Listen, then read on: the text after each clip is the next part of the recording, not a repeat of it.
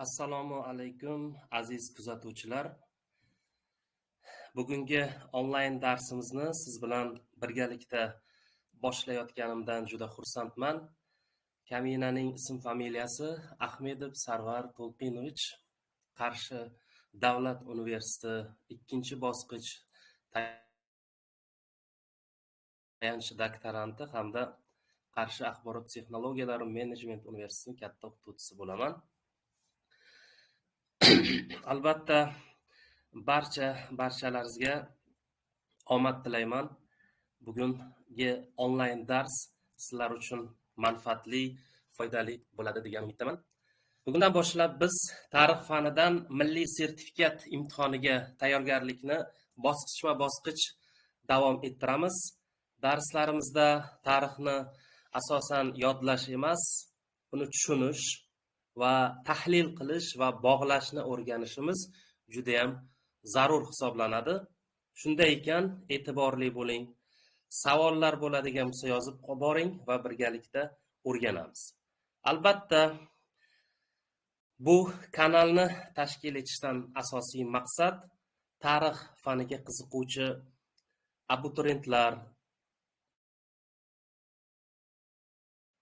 tarix fani ustozlari, magistrlar, tadqiqotchilar uchun ham bu kanal maqsad qilingan. Xudo xohlasa, hozir milliy sertifikat testga tayyorgarlik bo'yicha, abituriyentlarni oliy o'quv yurtiga tayyorgarlik bo'yicha ishlarni hozircha boshlayapmiz. Xudo xohlasa, keyingi rejalarimiz kanalda ilmiy tadqiqotlar olib borish, ilmiy maqolalar yozish, ilmiy tadqiqot ishlari qanday olib boriladi, dissertatsiyalar qanday shakllantiradi, shu kabi savollarga javob berish uchun ham bu kanalni sekin-sekin boyitib boramiz. Albatta, maqsadimiz tarixiy davrlarni izchil o'rganish, muhim voqealar orasidagi bog'liqliklarni tushunish, nazariy bilimni amaliy tahlil qilib boyitishdan iborat hisoblanadi. Endi har bir darsda biz tarixni faqat faktlar to'plami sifatida emas, o'sha inson tajribasini bir yirik bir manzara sifatida baholab borishimiz kerak. Chunki tarixni bilgan inson xalqini, ildizini, kimligini bilgan inson hisoblanadi. Shu bois bugungi darsimiz nafaqat imtihon uchun, balki o'zimizni anglash uchun ham muhim hisoblanadi. Demak, tayyormisiz? Unda boshladik. Hurmatli tinglovchilar, kuzatuvchilar, hammada ovoz eshitilyaptimi? Xudo menimcha ovoz eshitilayotgan bo'lsa kerak. Va men hozir ekranda tarix, qadimgi dunyo tarixi Sagdullayev va Kostetskiy muallifligida chiqqan 6-sinf o'quvchilari uchun darslik turibdi. Bu Xalq ta'lim vazirligi tomonidan tavsiya etilgan va 2017-yilda nashrdan chiqqan. Buni 2022-yilda chiqqan nimasi ham bor, nashr bor. 2022-yilda aynan qadimgi dunyo tarixi nomi ostida chiqqan. Bu ham Xalq ta'lim vazirligi tomonidan nashrga tavsiya etilgan. Mana ko'ryapsiz. Mavzular bu yangisi. Endi bitta narsaga e'tibor qaratamiz.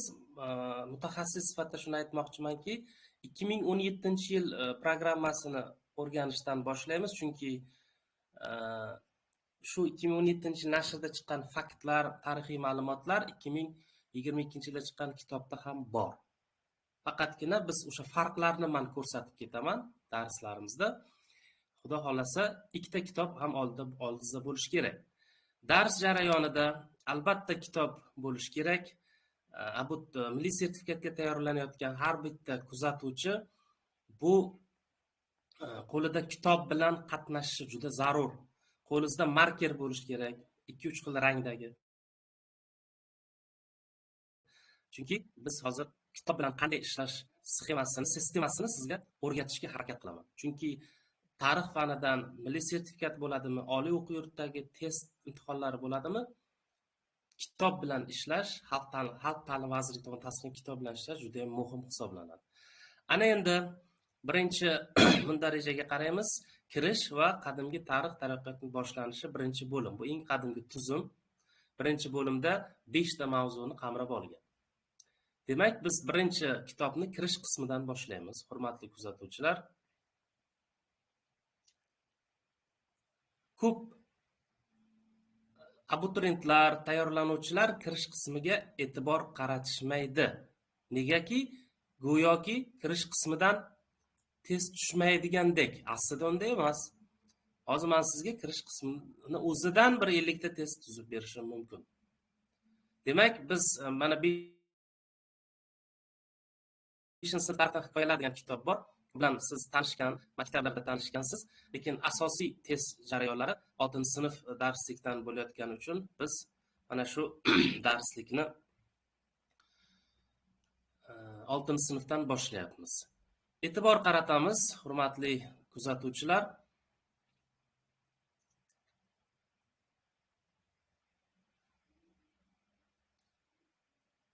Olimlar yer yuzidagi ro'y bergan voqealarni aniqlash va uni davrini aniqlash uchun ko'p mehnat sarflashgan va ular qadimgi shaharlarni topib o'rganishgan. Mana qadimgi shaharlarni topib tekshirishgan va u yerda charmga, sopolga, toshga va tangalarga bitilgan sirli yozuvlarni o'qishgan. Qarang, e'tibor qiling. Mana shuni o'zida ham oddiy gap, umumiy gap deyishingiz mumkin, lekin chiroyli test bo'lishi mumkin. Demak, qadimda shaharlarni o'rganishganda aynan charmga, sopolga, toshga va tangalarga o'yib yozilgan sirli yozuvlarni o'qishgan. Tarixda yordamchi sohalar bor. Tarixni tarix qiladigan sohalar, bu uni yordam sohalari hisoblanadi. Mana birinchisi bu epigrafika sohasi hisoblanadi. Epigrafika sohasining nima ma'noni beradi? Epigrafika bu qadimgi bitiklarni o'rganadi. Mana bitikni o'rganadigan soha bu epigrafika hisoblanadi. Ikkinchisi bu numizmatika sohasi hisoblanadi. Numizmatika bu tangalarni o'rganuvchi tarixni sohasi hisoblanadi. Demak, epigrafika bitiklarni o'rganadi, numizmatika esa tangalarni o'rganish bilan shug'ullanadigan tarixning maxsus sohasi hisoblanadi. Endi tarixni o'qiyotganda birinchi navbatda savolni qo'yishimiz kerak. Savol qanaqa bo'ladi? Biz o'zimiz tarixdan mustaqil o'qiyotganimizda albatta savol bo'lishi kerak. Xo'p, sivilizatsiya haqida gap ketyapti, qarang. Ilk sivilizatsiyalar. Ilk sivilizatsiya nima?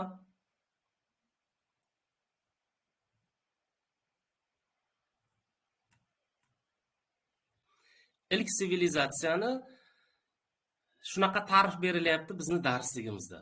Demak, qadimgi shaharlar, yozuvlar va davlatlarning tashkil topishi va rivojlanish davrini olimlar ilk sivilizatsiya deb ataydi. Bo'ldi, ta'rif shu. Shaharlar, yozuvlar, davlat 3 ta narsani tashkil topishi. Shahar, davlat, yozuvning tashkil topishi va uning rivojlanish davrini ilk sivilizatsiya deb ataydi. Dastlabki sivilizatsiyalar tarixi qadimgi shaharda boshlangan. E'tibor qiling, va ikkinchisi Yunonistonning Krit orolida boshlangan. Undan keyin O'zbekiston hududida ham aynan sivilizatsiya bo'lganligi aytib o'tilgan. Demak, bu muhim joylar, ana shu kirish qismini o'zini ham tahlil qilish va uni o'rganish juda muhim hisoblanadi. Endi qadimgi dunyo tarixidan boshladik. Tarixda o'rganishda birinchi mezon davrlashtirishni bilish, tarixiy davrlashtirishni chuqur o'rganish bu tarixni o'rganishga juda katta yordam beradi. Mana biz qadimgi dunyo tarixini hozir davrlashtira olamiz. Demak, yer yuzida odam paydo bo'lgandan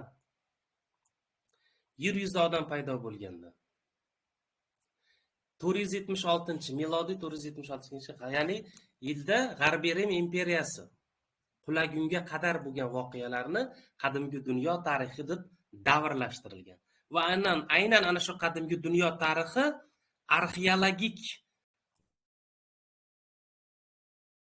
va yozma manbalar asosida o'rganilgan.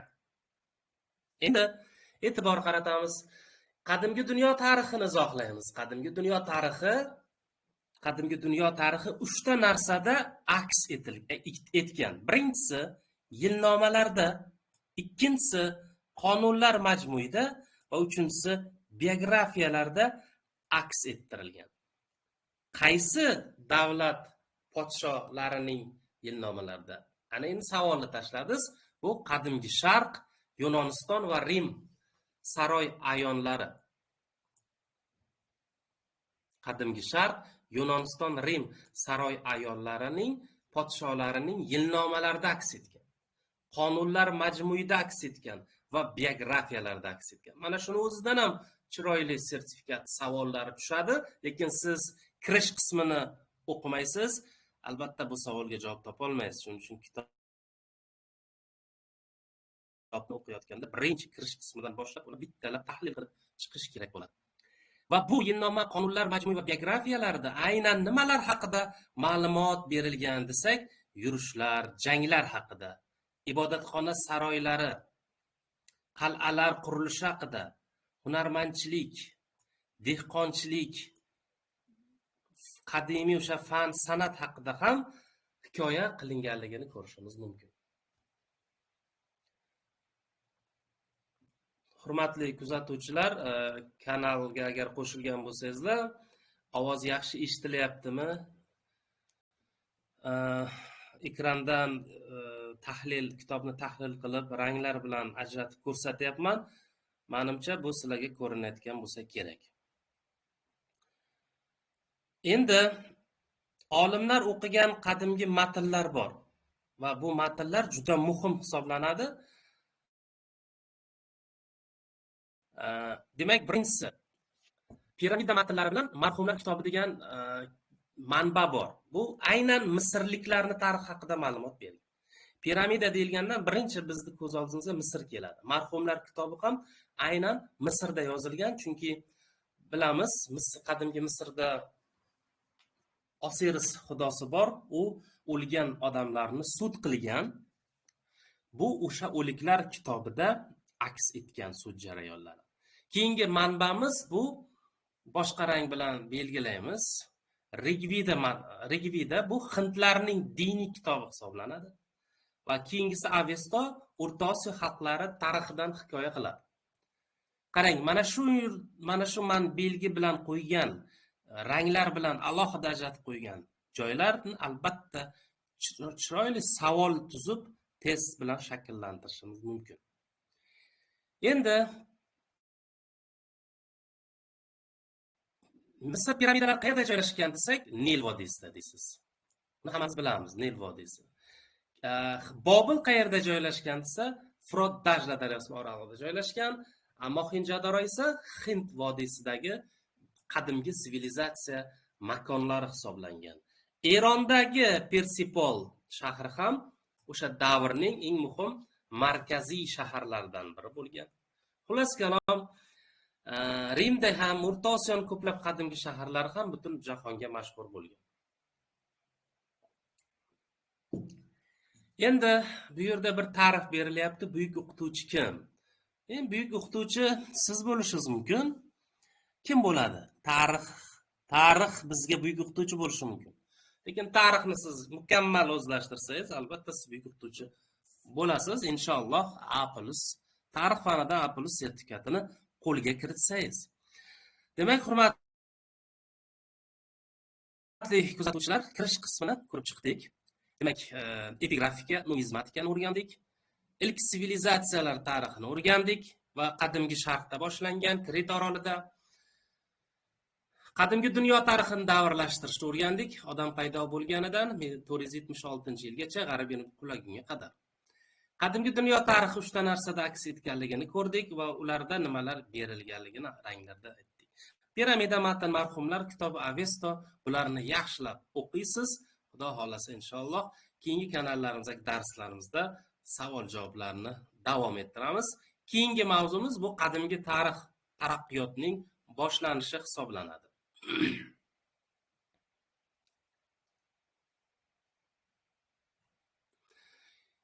Insoniyat, bitta narsani aytib o'tmoqchiman.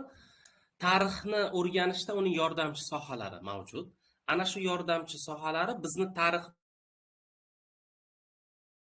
mukammal o'rganishimizda, o'zlashtirishimizda muhim rol o'ynaydi. Qaranglar, demak tahlil qilamiz. Birinchisi bu arxeologiya sohasini o'rganadigan olimlar bor, arxeologlar. Uning vazifasi odamlar yashagan manzilgohlarda qazishma ishlarini olib boradi va suyak qoldiqlarini topish mumkin, o'sha shahar qoldiqlarini topish mumkin, uni arxeolog qiladi. Ikkinchi yordam soha bu antropologlar hisoblanadi. Antropologlar odamlarni suyak qoldig'ini tekshiradi. Va ana shu suyak qoldiqqa qarab, o'sha qadimgi davr odamini tashqi qiyofasini tiklab beradi. Bu soha antropologlar deb nomlangan olimlar tomonidan amalga oshiriladi. Demak, odamlarni suyak qoldig'ini tekshiradigan soha antropolog. Arxeologlar esa qazuv ishlarini olib boradi. Keyingi sohamiz esa etnograflar, ya'ni etnograflar deyiladi. Etnografiya fani bor, tarix fanida etnografiya. Ular nima ish qiladi desak, xalqlarning xo'jaligini, bo'lishi mumkin dehqonchilik, chorvachilik, bog'dorchilik, qanaqa xo'jalik bo'lsa shu sohalarni hamda madaniy an'analarni o'rganadigan soha bu o'sha qabila elatlarini xo'jaligini, madaniy an'analarini o'rganadi. Ana endi keyingi nimaga o'tamiz, hurmatli kuzatuvchilar. Bizda bitta narsa bor, tarixiy manbalar bor. Mana bu yerda tayanch konspektda ajratib qo'yib qarang. Mana tarixiy manba ikkiga bo'lib qo'yibdi. Moddiy manba, ikkinchisi ashyoviy manba ham deyiladi va keyingisi yozma manba. Tarixiy manbani ikkiga bo'lingan, moddiy manba, yozma manba. Ana endi boyagi joyga qaytamiz. E'tibor qilishingiz kerak bo'ladi moddiy manbaga. Moddiy manbani ta'rifi bor. Moddiy manbani tarifi bor. U nima desa, inson qo'li bilan yaratilgan hamma narsa. Ana shu moddiy manba deb ataladi. Xo'p, ularga nimalar kiradi desak, albatta mehnat qurol bu moddiy manba.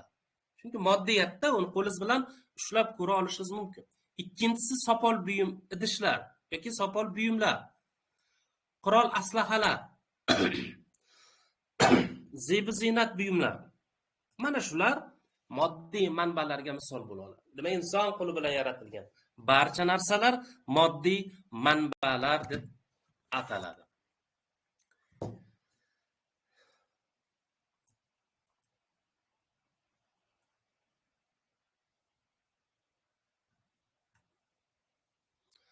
Xo'p, darsimizni davom ettiramiz. Endi moddiy manbani ko'rdik. Keyingi manbamiz bu yozma manba hisoblanadi. U yozilgan u. Shuning uchun yozma manba deyiladi. Yozma manbaning tarixiy ahamiyati nimada desak, u 1000 yillik tarixni tiklashni osonlashtirib beradi. Mana bu yozma manbaning tarixiy ahamiyati hisoblanadi. Birinchi eng qadim yozma manba bu Avesto. Oldin qizil bilan ajratib chiqamiz. Xo'p, manbalarni osonroq bo'ladi. Qarang, Avesto, ikkinchisi Behustum qoyasidagi yozuvlar, uchinchisi Gerodotning tarix asari, to'rtinchisi geografiya asari. Beshinchisi Makedoniyalik Aleksandr tarixi. Ko'rib turibsiz, Kvent Korsarovniki. Keyingisi Aleksandrning harbiy yurishlari deb ataladi. Buni yana bitta nomi bor. Anabasis, Aleksandr Anabasis deyiladi. Mana biz hozir yozma manbalarni sanab chiqdik qizil bilan. Demak, Avesto, Behustum tarix, geografiya, Makedoniya Aleksandr tarixi va Aleksandrning harbiy yurishi. Mualliflari bor. Yana bitta narsaga e'tibor qilamiz. Xo'p, aynan Avesto 3 ta hudud, Baqtresut, Xorazm aholisini aynan nima haqida ma'lumot beradi desak, madaniyati to'g'risida, aholining madaniyati to'g'risida ma'lumot beradi. Chunki bu testga tushgan, sertifikat testlariga tushgan va ikkilanib qolasiz. Aholini madaniyati to'g'risida hikoya qilgan manbani toping desa, chunki bu boshqa manbalarda ham bor-da, mana geografiyada bor. Mana misol uchun O'rta Osiyo xalqlari madaniyati haqida ma'lumot keltirilgan. Yana bitta bor. Ko'rdingizmi? O'rta Osiyo xalqlari madaniyati haqida ma'lumot berilgan asar. Bu ham madaniyat haqida beryapti Strabon geografiyasi, Avesto ham shunday. Ana shu ilmoqli joylarga e'tibor qilib o'qishimiz kerak bo'ladi. Keyingisi Behistun qoyasidagi yozuv. Qayerdan topilgan desa, Kermonshoh shahridan topilgan. Kermonshoh shahri qayerda joylashgan? Eronda joylashgan. Kim yozdirgan desa, Dorobir buyruq bilan yozilgan bu Behistun qoyasi. Va bunda ham aynan 3 ta hududimiz Xorazm, Sug'd, Baxtira hududlari sanab o'tiladi. Baxtira hududlari sanab o'tiladi.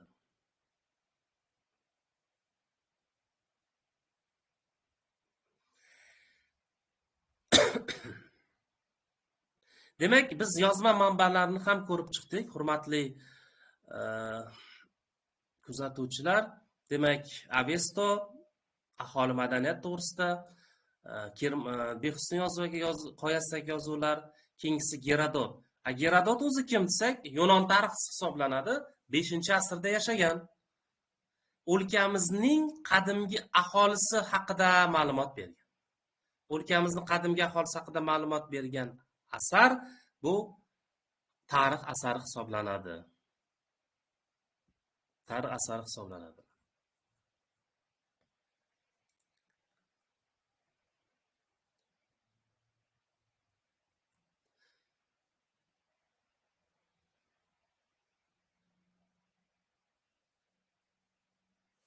Strabon kim desak, u Yunon tarixchisi ham geograf. Qarang, ham tarixchi, ham geograf. Geografiya asarini yozgan 17 tomlik asar bu. O'rta Osiyo xalqlari madaniyati haqida ma'lumot bergan. Madaniyat Avestoda ham bor edi. Qarang, Avestoda mana aholi madaniyati haqida edi. Aynan Strabon geografiya asarida ham aholisi madaniyat haqida ma'lumot beradi. Siz bilasiz, Gerodotni, Strabonni asarini yashash davrigacha bilasiz, lekin shu yerda bir ilmoqli savol tashlaydi. Ham tarixchi, ham geograf olim toping deydi. Yunon ikkilanib qolasiz. Yoki O'rta Osiyo xalqlari madaniyati haqida ma'lumot bergan asarni toping desa, siz Avestoga chalkashib qolishingiz mumkin. Shunga e'tibor qaratamiz. Bu O'rta Osiyo xalqlari madaniyati deyilyapti, madaniyat. Avestoda Baxtira, Sug'd, Xorazm aholisi madaniyati deyilyapti. Ana shunday joylarga e'tibor qaratamiz. Endi yashagan davrga e'tibor qaratish juda muhim, chunki miloddan avval 1-asrning oxirida yashaydi. Strabon yashagan. Kvint Kursirov bilan Arian milodiy asrda yashagan. Misol uchun milodiy 1-asrda Kvint Kursirov, milodiy 2-asrda Arian yashagan. Aynan Kvint Kursirovning Makedoniyalik Aleksandrning O'rta Osiyoga harbiy yurishlari aks etgan boyagi Kvint Kursirov asarida.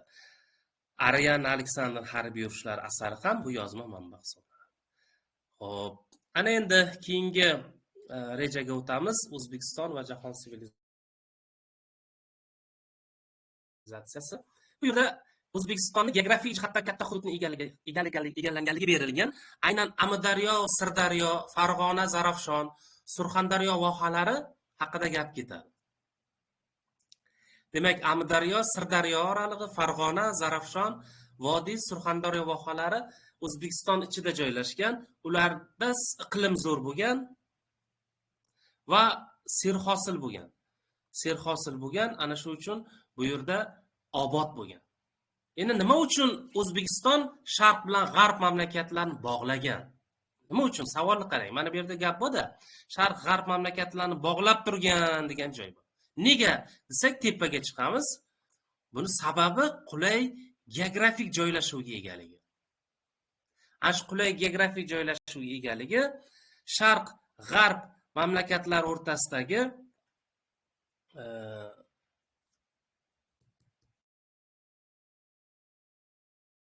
o'sha mamlakatlar o'rtasidagi aloqalarni olib borilishiga sabab bo'lgan va bu O'zbekistonning qadimgi shaharlari orqali ham Buyuk Ipak yo'li nihoyatda katta ahamiyatga ega bo'lgan. Shuning uchun ham qulay geografik joylashuvga ega bo'lgan. Endi yana bitta mana bu yerda muhim joy bor. O'rta Osiyoning qadimgi aholisi, e'tibor qiling, qadimgi Sharq elatlari bilan aloqa olib borgan. Qanaqa aloqa desak, madaniy aloqa olib borgan. Madaniy aloqa olib borgan. Kim bilan? Sharq elatlar. Endi Sharq davlatlariga qaysilar kirishini siz bilasiz. Hindiston, qadimgi Hindiston, Eron va Mesopotamiya. Bular Sharq. Hindiston, Eron, Mesopotamiya bilan qadimda O'rta Osiyo aholisi madaniy aloqa olib borgan. Qayerdan bilamiz? Chunki ana shu 3 ta davlatda yasalgan, hunarmandlar yasalgan sopol, metall idish va zargar buyumlar shu yerdan topilgan. Shunday xulosa qilamiz. Keyingisiga o'tamiz, ibtidoiy jamoat tuzum. Ibtidoiy jamoat tuzum nima bu desak, jahondagi hamma xalqlarning tarixi ibtidoiy jamoat tuzumdan boshlanadi. Demak, jamoat tuzumining ibtidosi bu boshlanish hisoblanadi. Endi odamlar ibtido tudaga birlashib yashagan. Tuda bu o'zida eng qadimgi odamlarning katta jamoasini mujassam etgan. Demak, ibtidoiy jamoat tuzumni ta'rifi bor. Bu nima desak, qarang. E'tibor qiling. Bu boshlang'ich davr bu. Insoniyatni. O'sha boshlang'ich davr ibtidoiy jamoat tuzum deyiladi. Nega bu ibtidoiy jamoat tuzum va bunda yashash sharoiti qanday bo'lgan? Mehnat qurol umumiy bo'lgan va hamma birgalikda mehnat qilgan. Keyingisi ibtidoiy tuda. Endi ibtidoiy tuda bu odam qadimgi, eng qadimgi odamlarning jamoasi hisoblanadi. Ibtidoiy jamoat tuzum bu davr bu, boshlang'ich davr. Lekin ibtidoiy jamoat tuzumida odamlar ibtidoiy tuda bo'lib yashagan, eng qadimgi odamlar jamoasi. Bularni nima birlashtirib turadi desak, turmush birlashtirib turgan va mehnat birlashtirib turgan. Ularning turmushi bilan mehnati umumiy bo'lgan. Bir-biriga bog'liq bo'lgan. Ana shu bir-biriga bog'liqlik ibtidoiy tudada odamlarni birlashtirib turgan. Bu eng qadimgi odamlar jamoasi ibtidoiy tuda deb ataladi. Endi asta-sekinlik bilan odamlar qarindoshlar uyushmalariga ajrala boshlandi va urug' jamoasiga aylandi. Urug' jamoasi bu nima desak, e'tibor qiling. Mana urug' jamoasi bu, urug' bu ta'rif beramiz. Qarindoshlar jamoasi hisoblanadi. Demak, urug' keldimi xayolingizga? Unda albatta qarindosh bo'lish kerak. Qarindoshchilik munosabatlari ona tomonidan belgilangan, bu matriarxat deyiladi. Bilasiz, tarixni so'nggi paleolit davridan boshlangan ona urug'i davri va bronzagacha davom etgan. Ona urug'i tarixiy manbalarda o'qiganimizda neolit davrida nihoyatda gullab yashnagan. Demak, urug' qarindoshlar jamoasi hisoblangan. Ular ham birga yashagan, birga mehnat qilgan, mehnat qurol-yarog' ham umumiy bo'lgan. Lekin farqi, ibtidoiy tudadan farqi, bu eng qadimgi odamlar jamoasi, urug' esa qarindoshlar jamoasi. Farqi shunda. Endi bunda ayol kishi hukmron bo'lgan, ya'ni ona atrofida jipslashgan jamoa, bu matriarxat deyiladi fanda. Mat ona. Endi qarang, keyin patriarxat davri boshlangan. Patriarxat davri aynan boshlanish nuqtasi bronzada boshlangan. Bronza.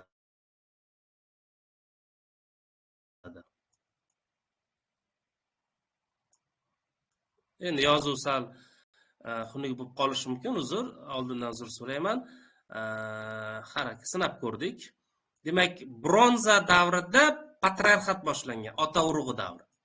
Nima sabab bo'lgan desak, endi qarang, sariq bilan ajratib ko'raman. Nima uchun, qandaqa tarixiy omil patriarxat davrini boshlab berdi desak, bunda mehnat qurollar va xo'jalik yuritish shakllari takomillashishi bo'ldi.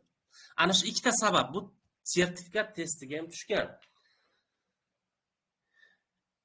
Ana shu mehnat qurollar va xo'jalik yuritish shakllarining rivojlanishi jamoada yetakchilik mavqeini erkak kishiga o'tishiga olib keldi. Va endi u urug'qa sardor bo'lib oldi. Olimlar insoniyat tarixida bu davrni patriarxat deydi. Patriarxat nima desa, patriarxat bu eng qadimgi urug'chilik tuzumi. Patriarxat bilan yakunlandi. Mana urug' boshlangan ekan, so'nggi paleolitda. So'nggi paleolit davri urug' davri boshlangan urug' jamoat. Bu qachon tugadi desa, patriarxat bilan tugadi. Patriarxat boshlandi, qadimgi urug'chilik tuzumi ham yakunlandi. Ana endi tosh asri bor. Qizil bilan belgilaymiz.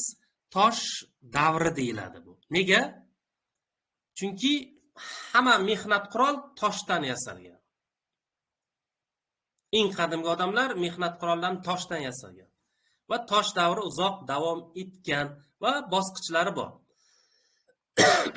Birinchisi qadimgi tosh davri paleolit, o'rta tosh davri mezolit va yangi tosh davri neolit va mis tosh davri eneolitga bo'linadi. Paleolitni o'zi 3 ga bo'linadi. Ilk paleolit, o'rta paleolit va so'nggi paleolitga bo'linadi.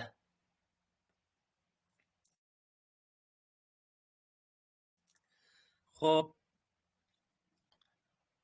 yodlashingiz kerak buni. Paleolit, mezolit, neolit, eneolit. Paleolitni 3 ga bo'ling. Ilk paleolit, o'rta paleolit, so'nggi paleolit. Xronologiyasi juda muhim. 1 million yildan 100 ming yilgacha, 100 dan 40, 12 ming yilliklarni o'z ichiga oladi. Qarang, miloddan avvalgi 1 million yildan miloddan 12 ming yilgacha davom etgan davr paleolit. Bu paleolit tosh davri, qadimgi tosh davri nihoyatda katta davrni o'z ichiga oladi. Albatta, kitobda mavzuni o'qib bo'lgandan keyin tayanch konspekt siz uchun muhim. Nega? Sizni bilimizni mustahkamlashga yordam beradi. Demak, tarixiy manbani 2 ga bo'lyapti. Moddiyda yana bitta nom bor, ashyoviy. Agar siz mana shu tayanch konspekt ko'rmasangiz, ashyoviy siz uni ko'rmas edingiz, chunki matnning ichida yo'q edi. Keyingisi yozma manbalar. Avesto, Gerodot, Strabon, Kverskut, Ruf. Endi bularni bir o'qigan payt Avesto haqida ma'lumot berish kerak. O'rta Osiyo qadimgi o'sha xalqlar madaniyat to'g'risida ma'lum. Xorazm sud vaqtli aholisi madaniyat to'g'risida. Gerodot tarix asarini yozgan, o'zicha o'zidan nima deydi, samokontrol deydi, o'zidan nazorat qilib, o'ziga o'zi savol bering. Gerodot kim? 5-asrda yashagan Yunon tarixchisi.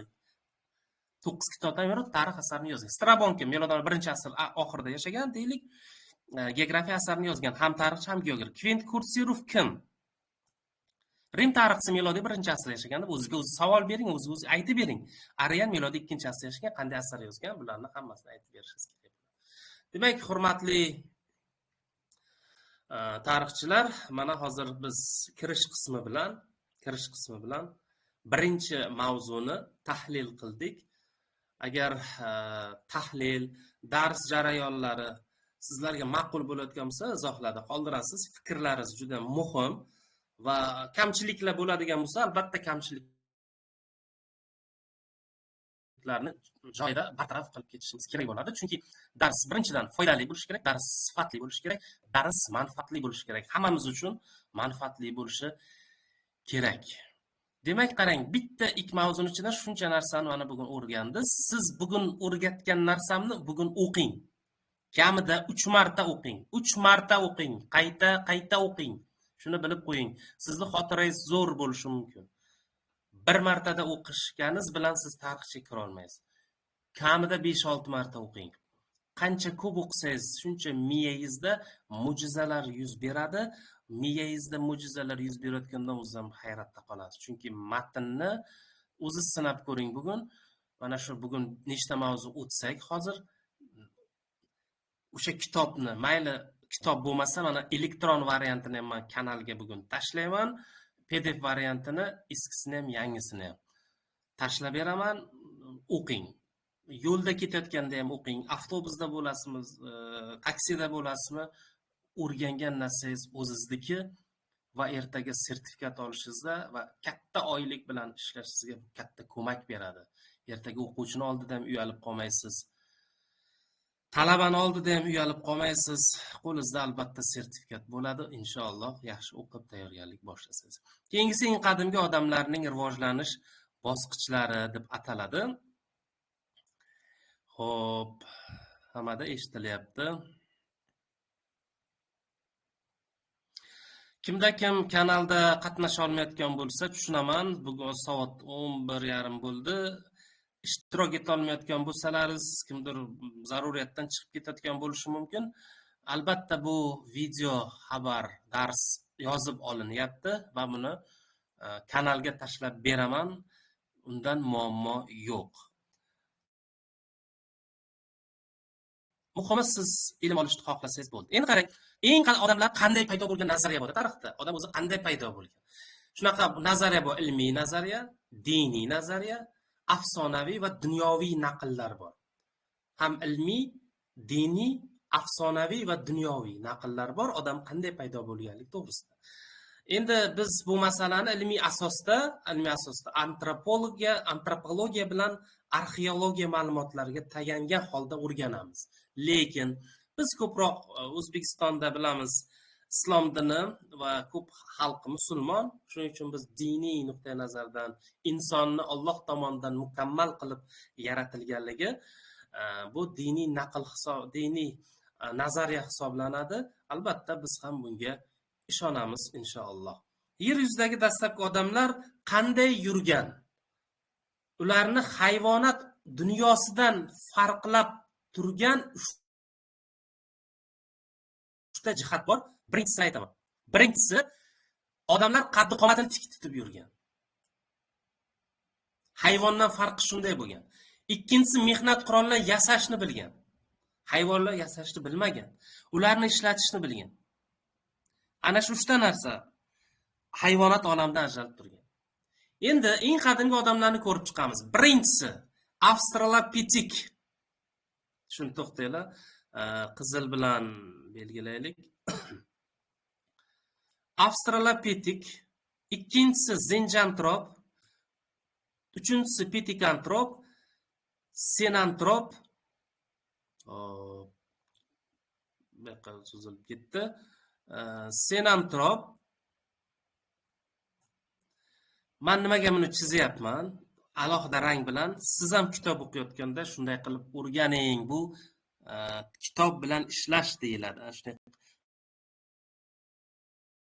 Har bittasini alohida chizib tahlil qilib o'rganing. Germaniyadan Neandertal, ikkinchisi va Fransiyadagi Cro-Magnon odamlar. Qarang, demak, Australopitek odami, Zinjantrop odami, ketma-ketlikda muhim bu. Pithecantrop, Sinantrop, Neandertal, Cro-Magnon deyiladi. Qarang, Cro-Magnon bu hozirgi qiyofadagi odam. Bu antropogeniz jarayon deyiladi. Antropogeniz jarayon degani eng qadimgi odamning ko'rinishidan hozirgi qiyofaga kelgungacha bo'lgan jarayon antropogeniz jarayon deyiladi. Mana bu antropogeniz jarayonni ketma-ketligi hisoblanadi. Australopitek Sharqiy Afrikani Zinj vodiysidan topilgan. Kechirasiz, Australopitek bu Janubiy Afrikadan topilgan. Janubiy Afrikadan topilgan. Shunga e'tibor qiling. Zinjantrop Sharqiy Afrikadan topilgan. Zinj Tanzaniya degan hudud bor. Xaritaga qarasangiz, ana shu Tanzaniyada Zinj degan vodiy bor, undan Zinjantrop odam topilgan. Yava orolidan, bu Indoneziya Yava orolidan Pithecantrop odam topilgan. Xitoydan Sinantrop, Neandertal Germaniyadan topilgan. Xitoydan topilgan. Xo'p, Cro-Magnon odami Fransiyadan topilgan. Fransiyada Cro-Magnon degan g'or bor, shu yerdan topilgan. Ana shu yerda o'zida murakkab test savol tuzish mumkin. Eng qadimgi odamlarning nomi bilan deydi, ular yashagan hudud bilan taqqoslang deganda buni bilishingiz kerak.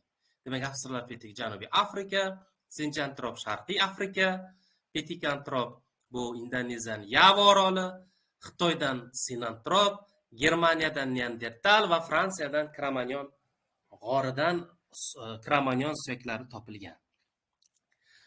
Xo'p, demak, qadimgi odamlarni hayvonot dunyosidan farqlab turgan jihatlarni ko'rdik. Odam paydo bo'lganlik to'g'risida 4 ta naqlni ko'rdik: ilmiy, diniy, afsonaviy, dunyoviy. Takrorlayapmiz. Ilmiy naql asosan antropologiya, arxeologiya ma'lumotlariga tayanadi. Diniy qarashni ham aytdik. Xo'p,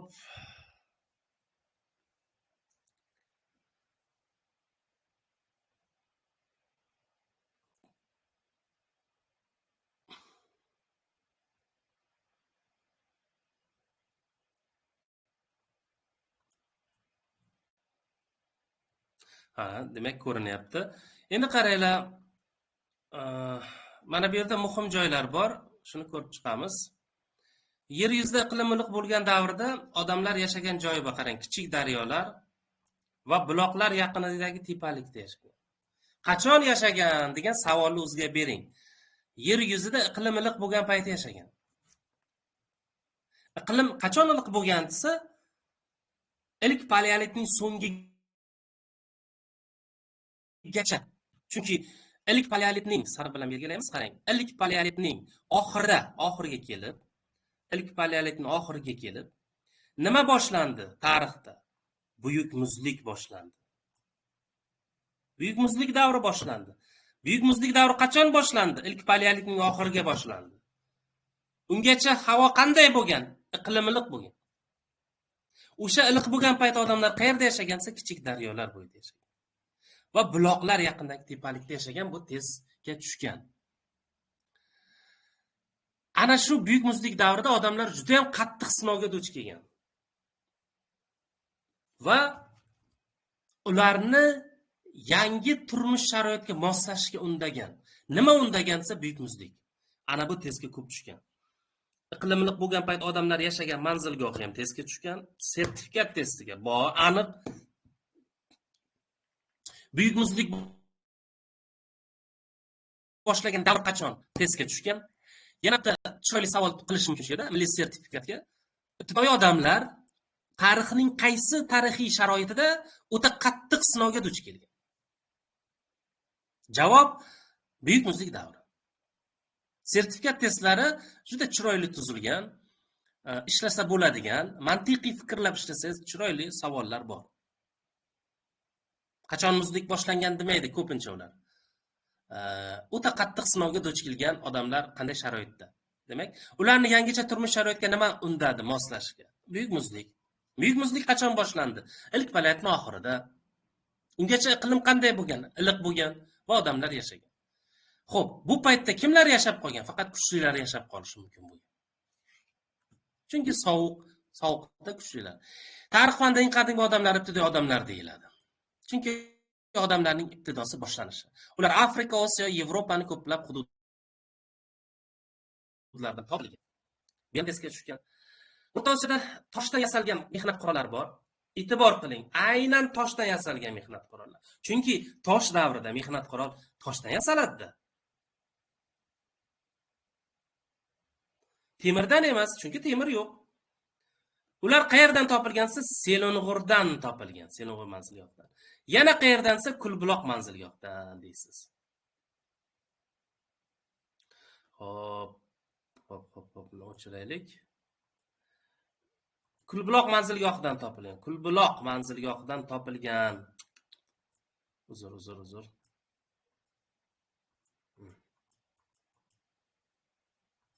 O'chirg'ichimiz. Demak, Kulbuloq manzilgohidan topilgan.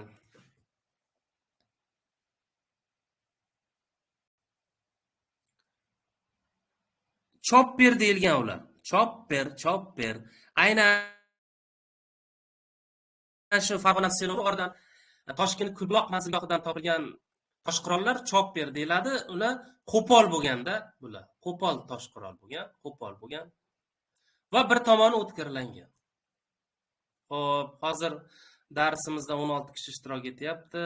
Dilnoza Hamidova, Shomirza, Xushvaqtoy, Jamila, yana Ergasheva, Muhammad Yusuf, Zulfinaxon, Karomat opa qatnashyapti. Yaxshi. Yana bir kishi qo'shildi, 12 ta bo'ldi. Diyor. Tushunaman, kimlardir chiqib ketyapti, ba'zi imkoniyat bo'lmasligi mumkin. Albatta videoni tashlab qo'yaman. Xudo xolasa bu siz uchun manfaatli bo'ladi inshaalloh. Xo'p, mehnat qurollar odamlarga nima uchun kerak bo'lgansa, odamlarga yegulik topish uchun kerak bo'lgan. Dastlabki mehnat qurollar juda ham sodda bo'lgan. Ana shu sodda qurolning nomini sizlarga aytaman. Uni nomi uchi o'tkirlangan tosh va tayoq bo'lgan. Nimaga ularning uchi o'tkirlangan? Chunki yerdan o'simlikning ildizini kovlab olish uchun uchli bo'lish kerak bo'lganda. Tushunarli? Chunki yaroqli ildiz mevalarni kovlab olgan. Shuning uchun ham uchi o'tkirlangan tosh. Qarang, birinchi tosh qurol bu chopper bo'lmagan. Birinchi mehnat qurol dastlabkisi uchi o'tkirlangan tosh va tayoq bo'lgan. Chopperni esa bir tomoni urib o'tkirlangan. Lekin uchi o'tkirlangan tosh, tayoq bu birinchi mehnat quroli hisoblanadi. Endi tarixda shunaqa nima bor, termachilik va ovchilik degan narsa bor. Bilasizlar, termachilikdan dehqonchilik, ovchilikdan chorvachilik shakllangan. Bu nima deyiladi desa, o'zlashtiruvchi xo'jalik deyiladi. Chunki tabiat insonga nima bersa, shuni o'zlashtirgan. Inson o'zi ekmagan, termagan, o'zi ekmagan, ishlab chiqarmagan. Bu o'zlashtiruv xo'jalik. Demak, tabiat insonga nimani inom etsa, shuni qanoat qilsa, bu o'zlashtiruv xo'jalik. Keyingisi Teshiktosh g'ori haqida gaplashamiz. Teshiktosh g'ori bu Boysun tog'laridan topilgan. Boysun qayerda desa, Surxondaryodan. Qaysi davrga oid Teshiktosh? O'rta paleolit davriga oid.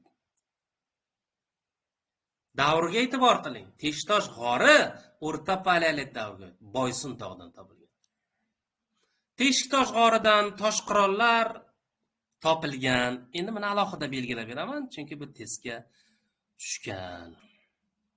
Tosh qurollar topilgan, parchalari. Qarang, tog' ichkisi, kiyik, yovvoyi ot, qoploq, yomayda kemiruvchilar, qushlar suyaklari topilgan. 8-9 yasharli bolani suyagi ham topilgan. Bu juda ham mashhur topilma. Chunki bola jasadi, qabri, mana jasadi qabrga ko'milganda, jasadni atrofiga tog' ichkisi shoxi qadab chiqilgan. Tushunyapsizmi? Qiziq, ha? Tog' ichkisini shoxi qadab chiqilgan. Nima uchun desa, bu nima desak bo'ladi? U dunyoga ishonish bo'lgan. Demak, inson u dunyoda yashaydi desa, endi mana bu tog' ichkisi, uni shoxlari uni himoya qiladi. Demak, murdani dafn etilish birinchisi o'rta paleolitga borib taqaladi. Demak, birinchi qabr ham ana shu 8-9 bolaning qabri topilgan, bu o'rta paleolitga oid hisoblanadi. Xullas kalom, darsimiz zerikali bo'lmayotgan bo'lsa, eshitayotganlar izohlarda fikrlaringizni qoldirishingiz juda ham muhim hisoblanadi. Darslar bo'yicha yana qanday qilib darslarni tashkil qilaylik, bu bo'yicha o'zlaringizni fikr mulohazalaringizni bildirib borishingiz juda ham men uchun muhim hisoblanadi.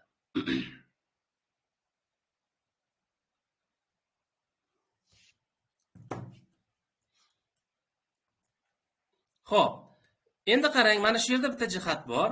Diniy e'tiqodlanishga kelishi bo'yicha insonni fikrlash qobiliyati va tafakkuri o'zgarib borgan.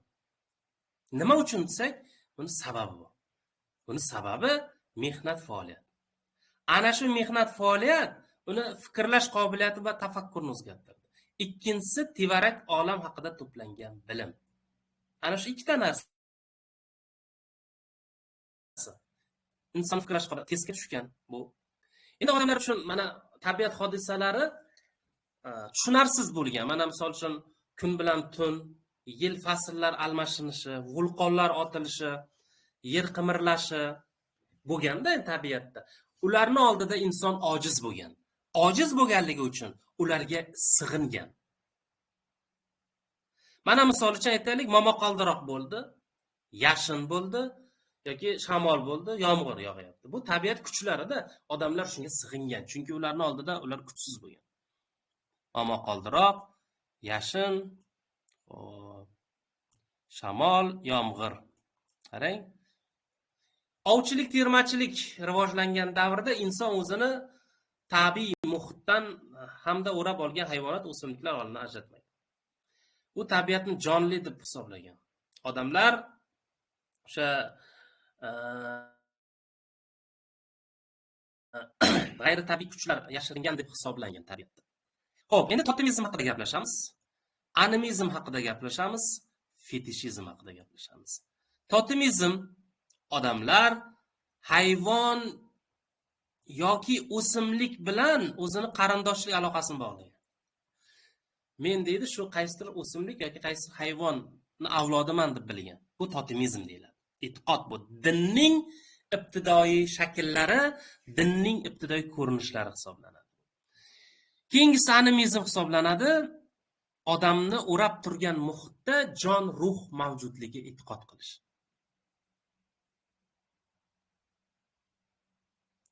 Jon bor, demak ruh yashaydi degan ma'noda. Odam o'ldi, uning ruhi dunyoda yashaydi degan tushuncha animizm. Keyingisi fetishizm.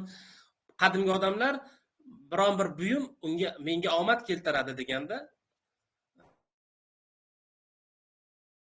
buyumlarni taqib yurganlar. Qaysidir bir buyum omad kelishiga balo qazon bartaraf qiladi deb ishongan. Bu fetishizm deyiladi.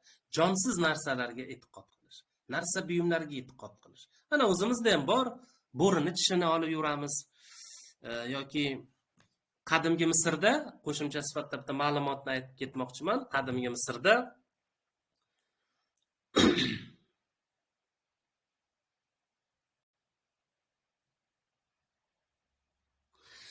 dars qarang, qadimgi Misrda Soptu degan firavn bo'lgan.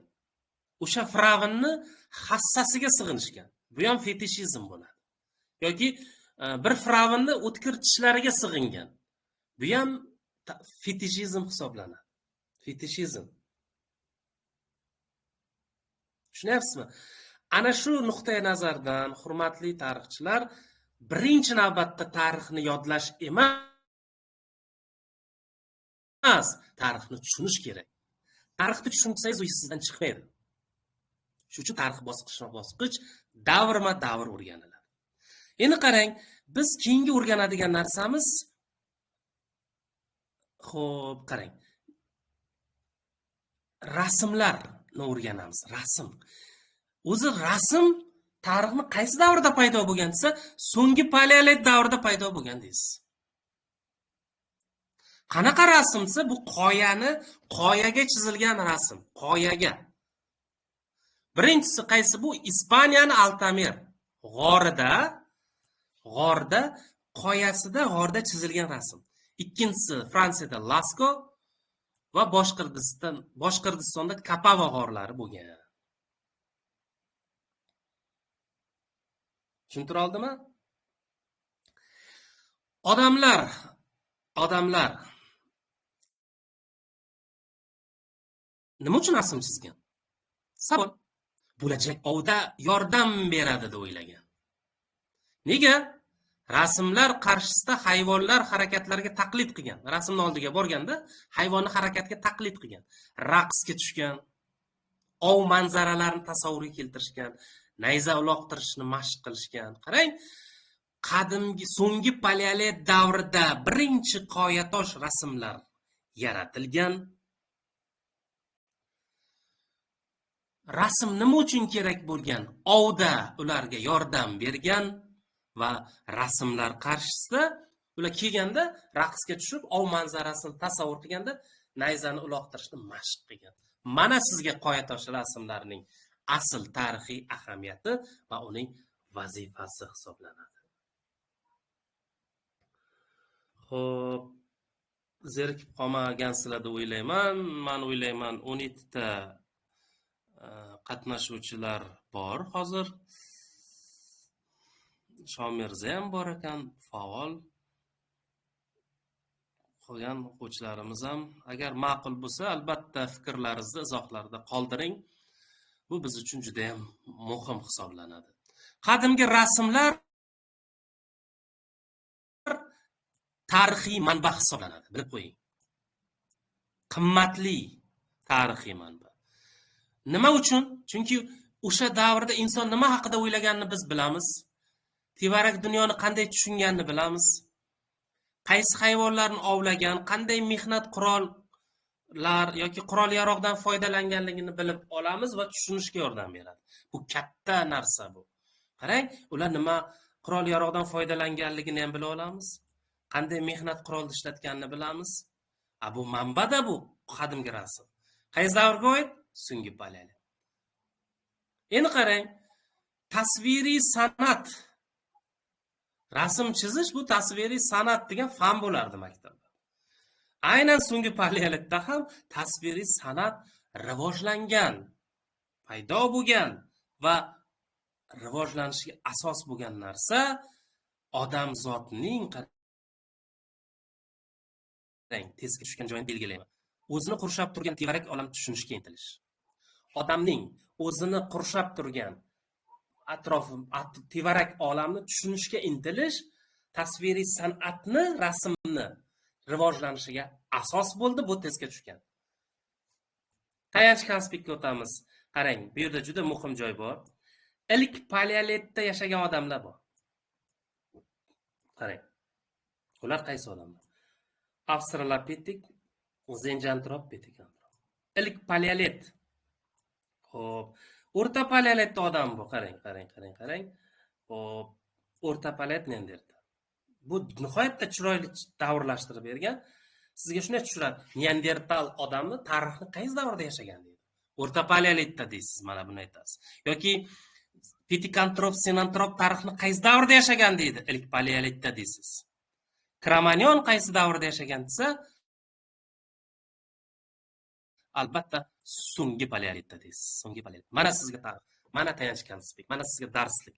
O'qishingiz kerak, sertifikatni olish kerak, katta oyliklarni olib, maza qilib yashash kerak. Hurmatli tarixchilar, talabalar bor hozir buni ichida, bilmadim, balki abituriyentlar bordir.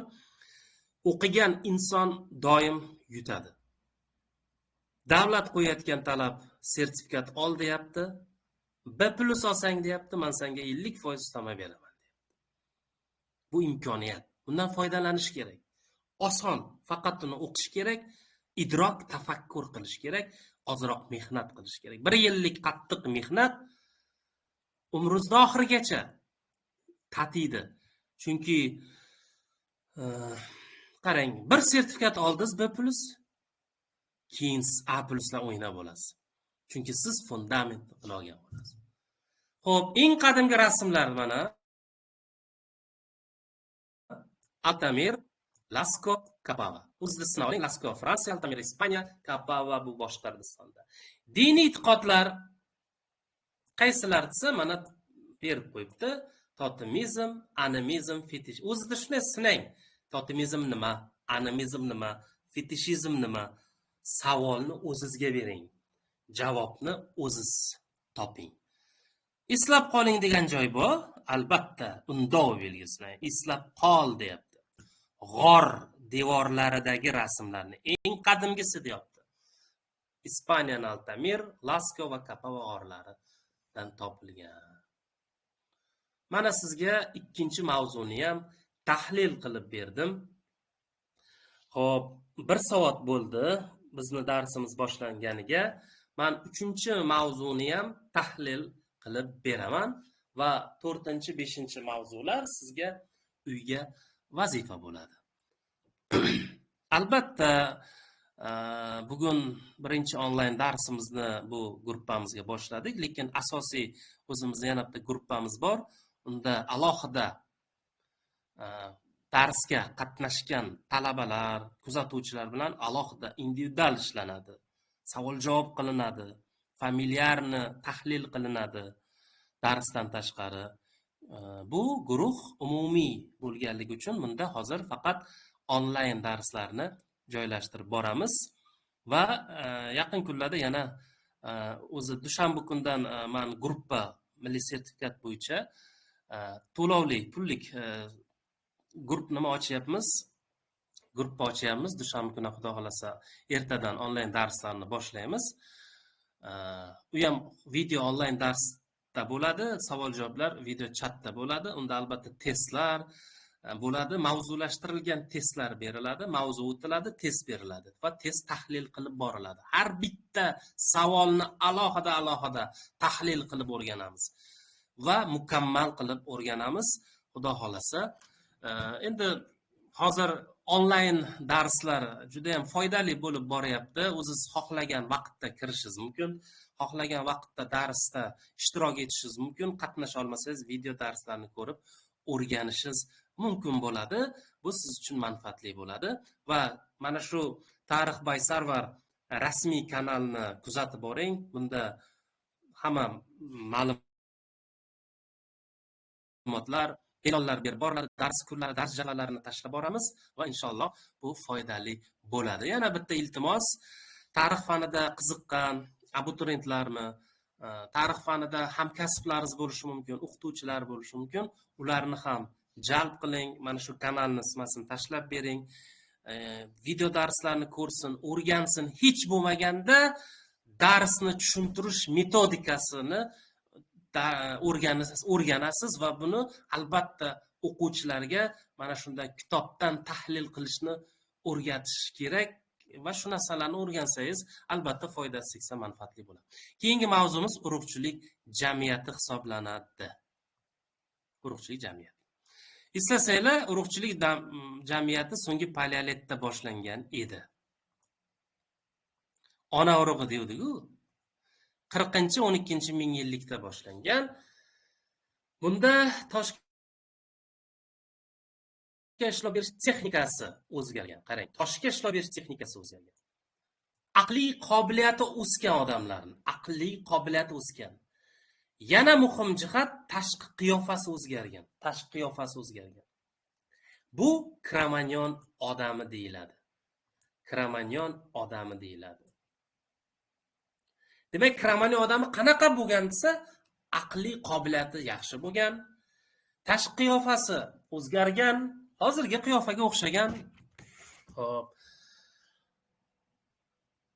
Ular toshga ishlov berish texnikasini o'rgangan, bilgan. So'nggi paleolit davri manzilgoh qayerdan topilgan degan savol, bu Samarqanddan topilgan. Tezga ko'p tushadi. Toshkentdan Ohangaron. Uzr. Mana o'chirg'ichimiz ham bor. Bizda albatta o'chirg'ich zo'r ekan.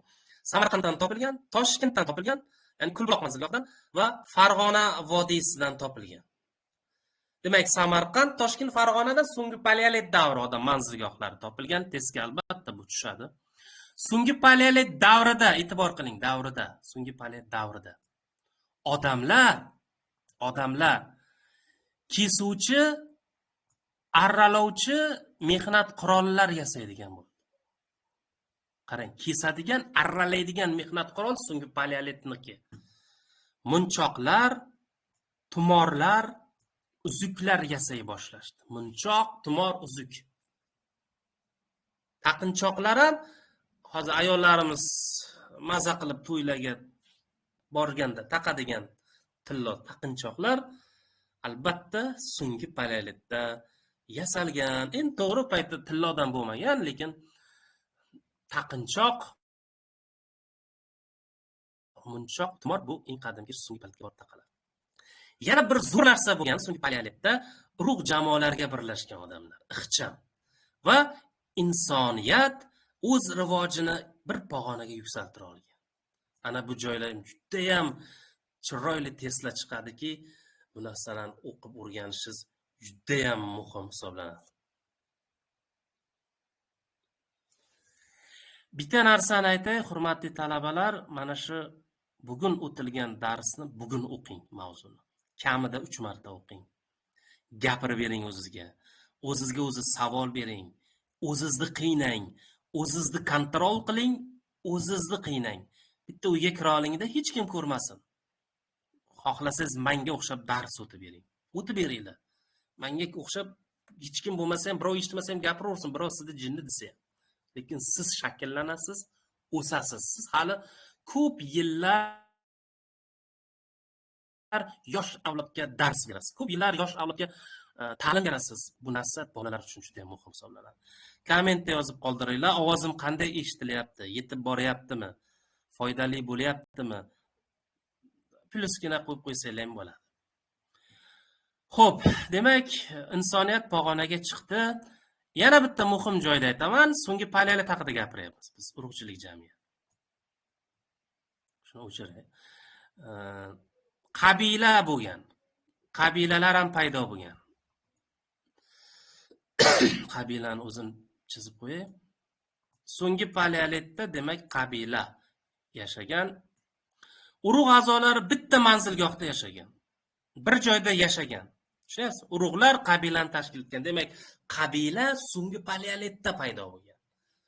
Turar joylar qurish, qarang, buni chiroyli qilib mana bu rangda belgilayman. Turar joylar qurilish, qarang, turar joylar qurilish so'nggi paleolitda eng muhim ixtirosi. Boshqa muhim ixtiro yo'q. Turar joy so'nggi paleolitgacha bo'lmagan. So'nggi paleolitda muhim ixtirosi turar joy hisoblanadi. Odamlar yashaydigan joyda yashash uchun hozirgi uyimizning dastlabki ko'rinishlari aynan so'nggi paleolitda paydo bo'lgan. Yana bitta muhimi, odamlar hayvon terisidan foydalangan. Nima uchun? Kiyim-kechak tayyorlashda. Kiyim-kechak uchun. Inson bu davrda sun'iy tarzda olovni hosil qilgan, yog'ochni bir-biriga ishqalagan, chaqmoq toshni bir-biriga urish orqali olov hosil qilgan. Bu olov hosil qilish so'nggi paleolitda hisoblanadi. Mana sizga so'nggi paleolitning eng qaymoqli voqealari, eng qaymoqli kashfiyotlari, eng qaymoqli nimalari, testni mazmun mohiyat ana shu yerdan tushadi. Davrlashtirish bilan o'rganyapmiz. Qarang, so'nggi paleolit davrini o'rgandik, endi biz mezolitga o'tamiz. Mezolit bu o'rta tosh davri. 12-7 minut o'sishiga oladi. Buni bilamiz. Endi mezolit davri shunday boshlandi, muzlik davri tugadi. Mana qarang, mana bunga e'tibor qilsanglar, muzlik davri bor edi, muzlik davri tugadi deyapti. Qachon? Mezolitda tugadi. Qachon boshladik biz muzlik davrini? Hozir tepaga chiqamiz.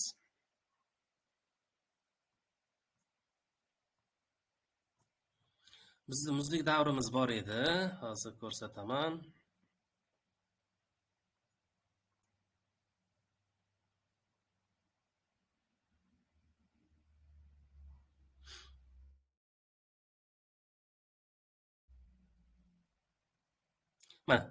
Mana bunga qarang, strelkaga qarang, ko'ryapsizmi? Mana buyuk muzlik davri deyapti. Ilk paleolitning oxirida boshlanuvdi. Ilk paleolitning oxirida boshlanuvdi. O'qiy olsa, endi boyagi joyga qaytamiz. Endi mezolit davrida tugadi. Tushundingizmi? Bu endi iqlim ancha iliqladi. Odamlar turmushida o'zgarishlar yuz berdi.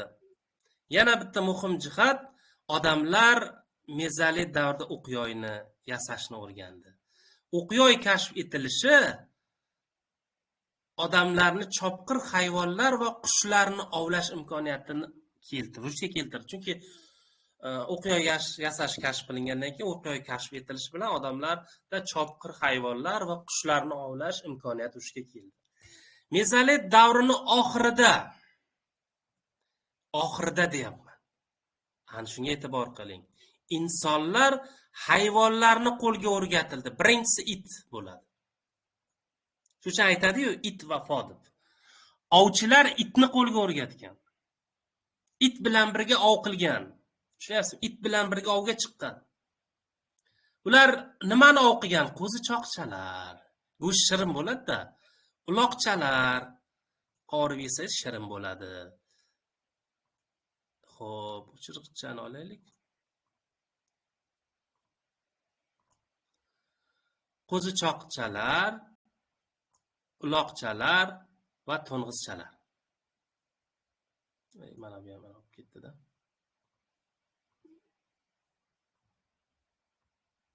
Mana. Odamlar ularni o'ldirmagan. Hammasini yeya olmaydi-yu. Yegulik zaxirasi saqlagan. Va bu nimaga olib kelgan? Chorvachilikni vujudga keltirgan. Ko'payganda. Mezolit davri oxirida Oldi Osiyoda ibtidoiy ziroatchilik va chorvachilik vujudga kelgan. Dastlabki ibtidoiy ziroatchilik, dastlabki chorvachilik aynan mezolit davrining oxirida paydo bo'lgan. Oldi Osiyoda. Bugungi kunda O'rta Osiyoda mezolit davriga 100 dan ortiq manzilgohlar bor. Farg'ona vodiysining tog'oldi hududlari, Toshkent vohasini O'zbekistonning janubida, ayni Surxondaryo hududlarida, Toshkentda, Farg'onada mezolit davri manzilgohlari topilgan. 100 dan ziyod manzilgoh. Ular Obisher, Qo'shilish,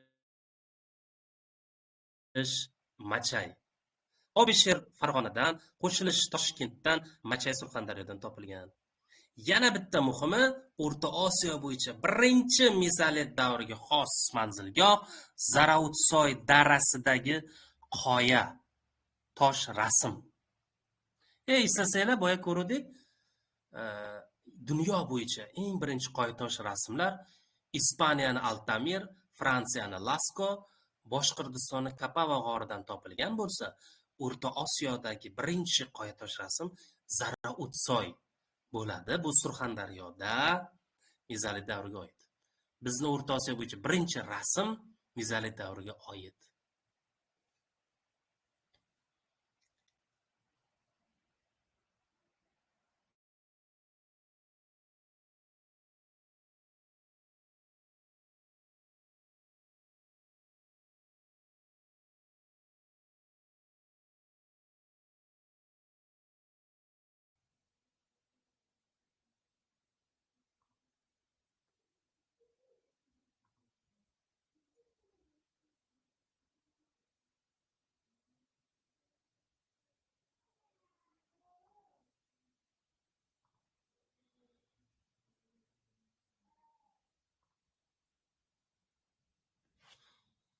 Hozir 1 minut.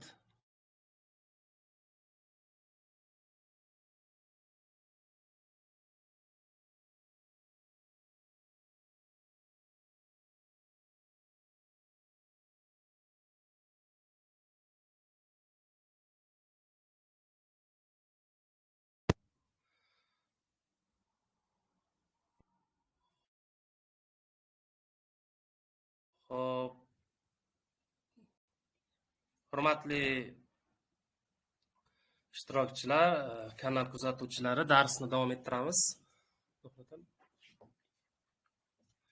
Xo'p, demak, ovoz paydo bo'ldimi? Ovoz eshitilyaptimi? Kitob ko'rinyaptimi sizlarga darslik? Menimcha kitob ko'rinayotgan bo'lsa kerak. Bo'ldi. Ovoz eshitilyaptimi? Demak, neolit davri yangi tosh davri.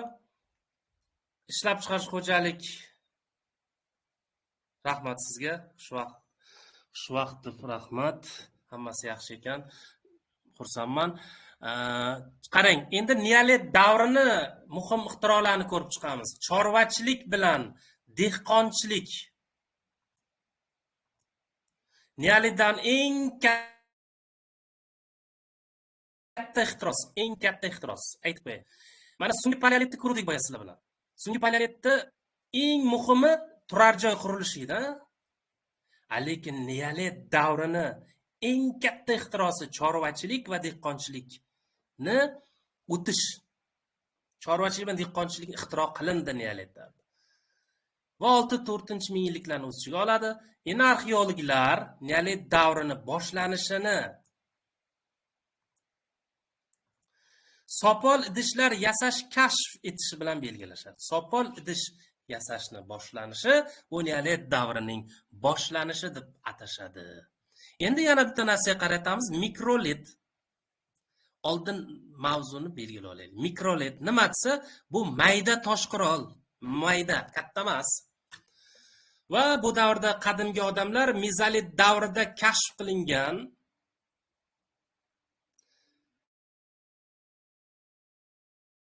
qarang, e'tibor qiling, bu mezolit davrida kashf qilingan. Mezolit davrida.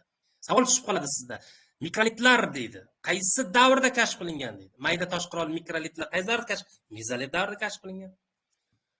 Va aynan neolit davrida silliqlash, parmalash usullari kashf qilindi. Silliqlash va parmalash. Toshga ishlov berishni oldin odamlar bilmagan va neolitda bilgan. Yana bitta neolit davrida muhim jihat o'troq turmush tarziga o'tish. Odamlar bir joyda muqim yashay boshlashdi. Bir joyda doimiy yashay boshlashdi. Nima uchun? Chunki dehqonchilik bilan, chorvachilik bilan dehqonchilik ixtiro qilingandan keyin odamlar ko'chib yura olmaydigan bo'lib qoldi. Ular o'zini yerlarini tashlab ketish kerak, ekilgan dehqonchilik yoki chorvalarini, ulug' katta chorva, aytsa 100 ta 200 ta chorvasini ko'chib olib ketish qiyin edi. Endi odamlar o'troq turmush tarziga o'tib, doimiy turar joylar qura boshladi. Bu ham tezga tushgan. Doimiy turar joylar qurish tarixi qaysi davrda boshlangan? Yana savol tushyapti. O'troq turmush tarziga o'tish qaysi tarixiy sharoitda, tarixiy jarayonda yuz berdi? Yana savol beradi. Doimiy turar joylar qurish qaysi voqea bilan bog'liq? O'troq turmush tarzi bilan bog'liq. Shu davrda paxsadan uylar qurildi. Paxsadan uylar qurildi. E'tibor qiling, paxsadan. Urug' jamoalarning manzilgohlari shakllandi. Bu ham tezga tushgan. Ana shu urug' jamoalarni manzilgohi tushgan savol bo'lib. Xo'p, yana bitta narsa sariq bilan belgilayman. Neolit davrini muhim joylari. O'troq turmush tarzi. Mana tepada o'troq turmush tarziga o'tdiki, o'troq turmush tarziga o'tish va mehnat qurollarini yanada takomillashuv. Odamlar mehnat qurollarini takomillashuvi nimaga olib keldi desa, dehqonchilik o'tib borishga imkon yaratdi. Dehqonchilikka o'tib borishga imkoniyat yaratdi.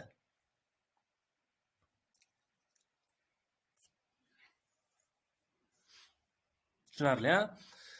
Xo'p, dehqonchilik bilan chorvachilikning rivojlanishi nimaga olib keldi desak, hunarmandchilikni shakllanishga olib keldi. Mana shuni o'zida, mana shu o'troq turmush so'zida ana shu yergacha 3 ta savol tushgan milliy sertifikatga. Demak, birinchi savol aytayapti, dehqonchilikka o'tib borishga imkoniyat yaratgan omil o'troq turmush tarzi va mehnat qurolini takomillashuv. Hunarmandchilikni shakllanishga olib kelgan omil nima desa, dehqonchilik va chorvachilikni rivojlanish bo'ladi. Ana sizga. Endi mana o'zingizni sinang deyapti. Mana emas. Mikrolitlar deyapti. Chiziqcha mezolit davrida yasalgan mayda toshqon deysiz. Bo'ldi, siz sinaldingiz. Ishlab chiqarish xo'jalik deysiz. Dehqonchilik va chorvachilikka o'tish deysiz. Tushunarli? Mana mikrolitlar rasm ham berib qo'yibdi. Mana mikrolitlar, mana shular mikrolit hisoblanadi.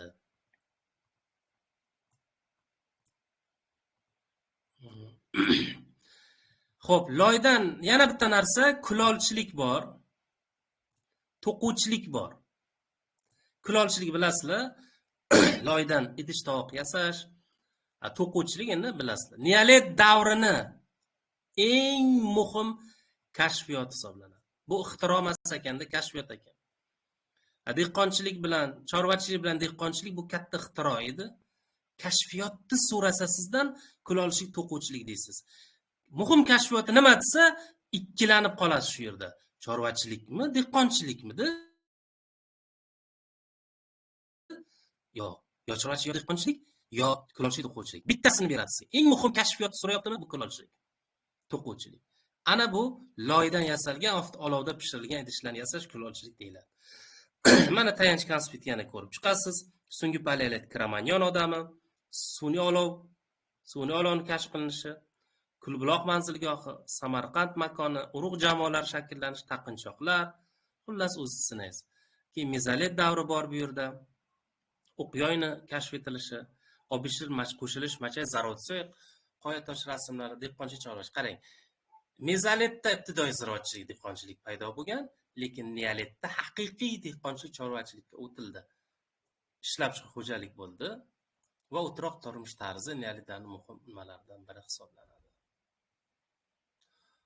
Xo'p, demak 3 ta mavzuni ham hurmatli kuzatuvchilar tahlil qildik va vaqtimiz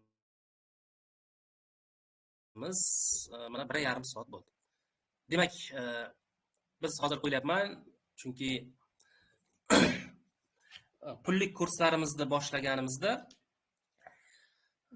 dars jarayonlarini, video darslarni tashlab yoki promoy qilib, balki 2 mahal dars qilishni ham yo'lga qo'yarmiz. Buni ham hozir o'ylayapmiz.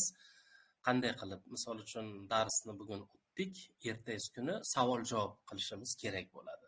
Chunki mavzu berilgandan keyin, vazifa berilgandan keyin o'qish kerak. Faktlarni yodlash kerak, tushunib, tahlil qilishlaringiz kerak. Keyin uni savol-javob bilan, test bilan mustahkamlashimiz kerak bo'ladi. Demak, hurmatli kuzatuvchilar, tarixchilar, bo'lajak tarix fanidan A+ ni oluvchilar, bugun sizlar bilan 6-sinf qadimgi dunyo tarixi kitobini kirish qismini 1, 2 va 3 mavzularini ko'rib chiqdik. Sizga qoladi Eneolit bronza bilan temir davrini man tahlil qilganday o'qiysiz. Kitobingiz bo'lmasa PDF variantini ana shunaqa qilib chizib o'rganasiz. Ana shunaqa qilib chizib o'rganasiz. Mana bu joyi bor, o'zini ko'rsa chizib tahlil qilib o'qiysiz. Kitobingiz bo'lsa kitobdan o'qing. Kitobingiz bo'lmasa elektron PDF ni men gruppaga hozir tashlayman. Yangisini ham, eskisini ham. Mana bu chiziq muhim davrlar bor. Mana suvni sug'orish, kulolchilik hukmdorlari bu Eneolitda. Ana endi shu yerda yangi kitobni ham ko'rsatib ketaman. Mana bu yangi kitob 2022-yilda chiqqan. Lekin men bitta gapni aytaman mutaxassis sifatida. 2017-yilda kitobini to'liq yaxshi o'zlashtirgan talabgor 2022dan tushgan savollar bemalol ishlay oladi. Ko'p farq yo'q. Farqlarni men o'zim aytib ketaman. Kim bu misol uchun yangisi uchun alohida dars o'tish emas. Men mana shu yangisini ham tashlab, alohida belgilab qo'yib, mana bunday ranglab qo'yib, belgilab borishim kerak. Xo'p. Mana asosan bunda ham Avesta bor, Behusn yozuvlari bor. Bu yerda bitta nima farq bor. Aynan shu o'tgan mavzular ichida ishbilarmon odam keltirilyapti. Mana shu joy muhimda. Hozir bo'yab ko'rsataman. Yangi kitobda eng qadimgi odamlarda Shimoliy Afrikadan topilgan ishbilarmon odam deyapti. Endi boya Zinjantrop dedik-ku. O'sha Zinjantrop bu ishbilarmon odam bo'lgan, yoshi 2 million yildan oshgan. Keyin qarang.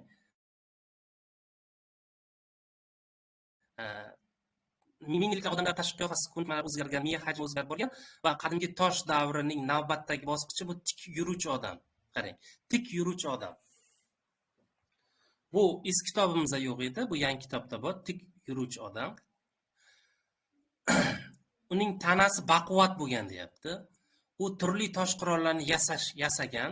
Bu aytdikki biz tik turuvchi odam yashash joylarini o'zgartirgan deyapti. Ular qoldig'i Afrikadan, Yevropa, Osiyodan topilgan deydi. Ana shu tik yuruvchi odamlar qayerdan topilgan deb keladi savolga. Shuning uchun albatta ham eskisini ham yangisini o'qiysiz. Ko'p eskisini birinchi o'qiysiz. Yaxshilab eskini o'qiysiz. Nega 2017-yil nashrda o'qiysiz? Nega 2017ni zo'r o'qisangiz, misol uchun 5 ta mavzusini o'qidingizmi, keyin yangisini o'qing. Farq bo'lsa 20-10% farq bor. Birdan o'qib tashlaysiz. Chunki eskida bor narsa yangida bor. Faqat ba'zi yangiliklar bor yangi kitobda. Shuning uchun qiynalmaysiz. Birinchi yangini o'qimang, birinchi eskisini o'qing. Meni mutaxassis sifatida aytayapman. Mana bu yerda ham iqlim iliq bo'lgan paytlarda odamlar daryo, buloqlar yaqinida yashagan bor edi-ku bizda. Ilk paytning oxirida buyuk muzlik boshlandi. Yangida ham bor. Odamlar sinovga duch kelgan bu odamlarni qarang, eskini o'qidingizmi, yangini tez o'qib ketasiz. Bu yerda mana bunaqa fikrlar bor, hikoyachalar bor, ularni o'qisangiz qiziq. Farzandlaringiz uxlamaydigan bo'lsa, uni aytib berasiz-da. Tosh bo'ron bo'lgan edi, katta bo'ron, bir odam chol qolib ketgan. U baqirib yig'lar edi, hech kim unga qaramas edi degan muzlik davrining voqealari berilganda. Mana bu yerda chop berlar bor. Mana yangi kitobni ko'ryapman-da. 8-9 yoshlar bor. Mana hikoyachalarni albatta buni o'qiysiz. Endi men aytib beryapman. Mana rasm bor. Rasmda olovni oldida o'tirganda sher kelib qolganda, keyin odamlar birga harakat qilgan sherga. Chunki ular qochganda edi, sher ularni quvar edi. Demak, odamlar birga yashagan, to'da bo'lib yashagan. Bu ular uchun juda ham yirtqich hayvonlar tajovuzdan saqlagan. Mana bu yerda totemizm bor. Mana eski kitobda bo'lgan ma'lumotlarimiz bor. Mana urug'chilik jamiyati ham Kramanyon. Ko'p farq yo'q. Ikkalasini ham o'qiysiz. Eskisini ham o'qiysiz, yangisini ham o'qiysiz. Eskidan 5 ta mavzuni o'qidingizmi, yangidan ham shu mavzular o'qing. Eskisidan Misrda o'qidingizmi, yangi kitobdan ham Misrda o'qing. Ikkalasini birga o'qib keting. Hech narsa yutqazmaysiz. Kitob sotib olishga pulingiz bo'lmasa, men PDF variantini tashlab beraman. Lekin ilmga sarflangan pul ertasiga 10 barobar bo'lib qaytib keladi inshaalloh. Mana mezali davri bor, hammasi bor. Demak, uyga vazifa 5 ta mavzuni o'qish. Ham eskidan, ham yangidan 5 ta mavzuni o'qib kelasizlar. Demak, hozir dars tugagandan keyin, chunki mana bu video darsimiz yozilyapti. Yozilgan video darsini ham sizlarga tashlab beraman. Video darsini ham sizlarga tashlab beraman.